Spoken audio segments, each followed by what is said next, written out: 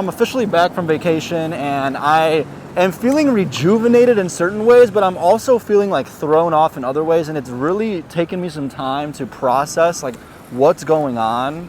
So I'll say this is where I was rejuvenated.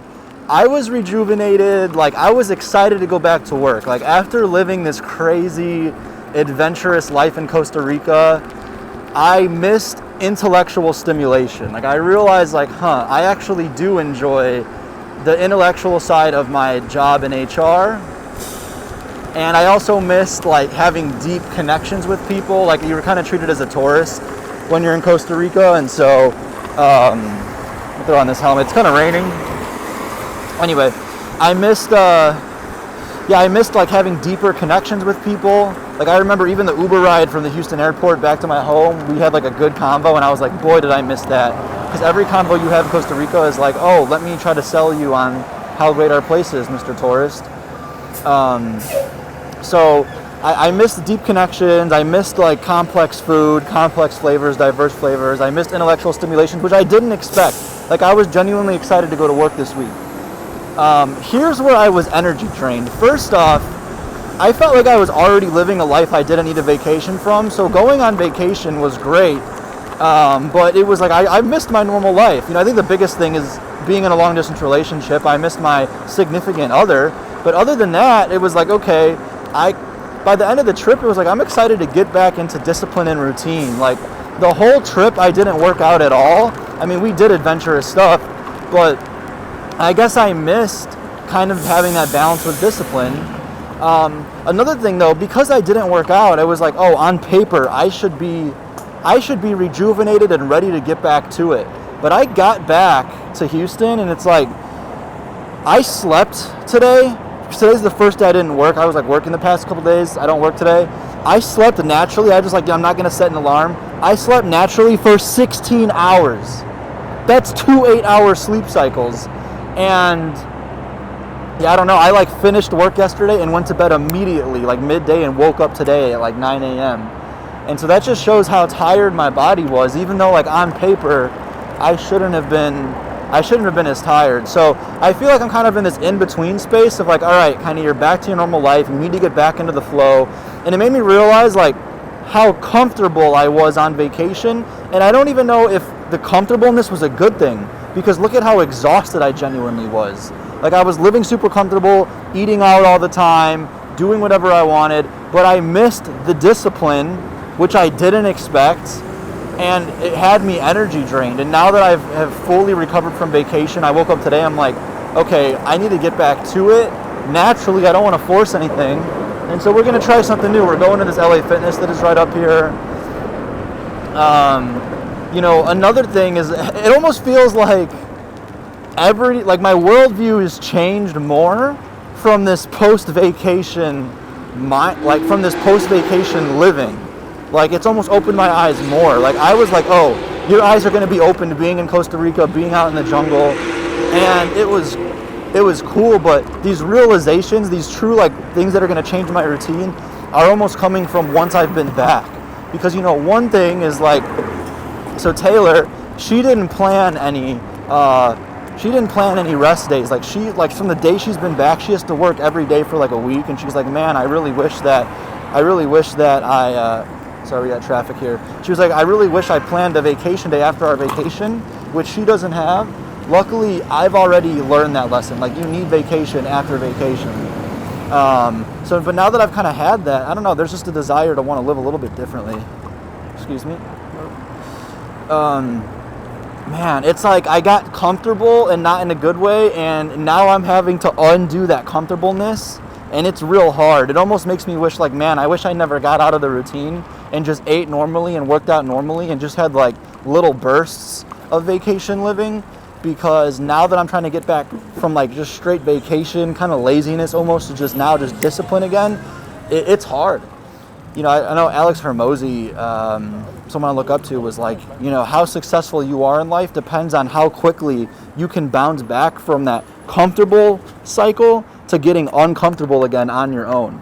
Because that's the thing, is so many people finally are successful and then they just build a comfortable lifestyle and they drop off. So you need to intentionally make yourself uncomfortable. And I know that's what I was trying to do with all my cold showers and cold baths. And so luckily I've, like, not the first time I'm doing this, but it is difficult. It's like every time you get really comfortable again, it is almost harder to make yourself more uncomfortable. When you know that you could live this comfortable life. So another thing I'm really questioning, if I were to be honest, in Costa Rica is, like, I see everyone's life purpose in Costa Rica is just to enjoy life. Like, everyone who lived in Costa Rica, their whole thing is pura vida. Like, oh, I'm living the vacation every day. And that was such an interesting way to live life. And it's almost like I don't like that. Like, I almost don't want to live that way. Like, that's the thing. Pura vida is like every day's a vacation. We're living pure life over here. And it's like, look, you have it all. You know, you have a great simple life, but I missed, like, the complexity of life. And maybe that's just the trap that I'm in. Maybe because I'm in the US, I lived a fast life. I don't know any better, and it really is better to live a simpler life for your true happiness. But there was something about the intellectual, like, the complex situation I'm in over here that really made me tick and gives me energy and gives me passion. And, you know, having me miss my HR job is almost making me think back to, like, you know, I really was solving an important issue. I was addressing an important issue with my HR videos, which was, you know, how to make humanity more productive and how to make jobs more humane, how to make the workplace better for people. And that's what I was addressing in every video, and, you know, it really took off. And I ended up stopping that. It's because, like, well, why am I working for fun? You know, I didn't really get it. It's like, don't I want to work so that I don't have to do this one day? Do I really want to make HR? Do I really want to work on HR things in 5 years? You know, that's how they say you should measure success, is what does your ideal look like in 5 years from now? And that's why I started doing YouTube videos and stopped doing HR videos. But I'm almost thinking, like, if I look at it from the lens of HR, you know, maybe I didn't want to do HR, like, I didn't want to have to be forced to do an HR job in 5 years if I didn't want to. Not that I don't love it today, but it's also like, but what I did enjoy doing was addressing that larger societal problem that HR addresses in a large way, which is how to make humanity more productive and humane.